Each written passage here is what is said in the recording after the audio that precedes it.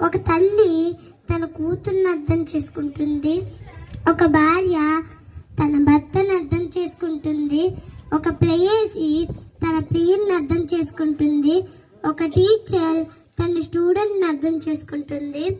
ఇలా మనిషి అందరినీ అర్థం చేసుకుంటాడు కానీ దేవుణ్ణి మాత్రం అర్థం చేసుకోలేకపోతున్నారు. ఎన్ని చేసినా ఎంత ఇచ్చినా మనిషి దేవుణ్ణి అర్థం చేసుకోవడానికి బదులు అపార్థం చేసుకుంటున్నారు.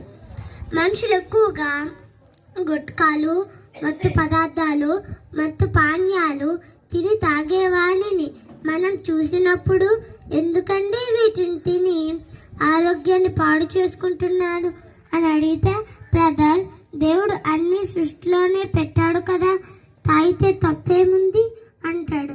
అంటే వీడు దేవునికే కౌంటర్ వేస్తున్నాడు. మరి దేవుడు వేసే కౌంటర్ కూడా ఉంది.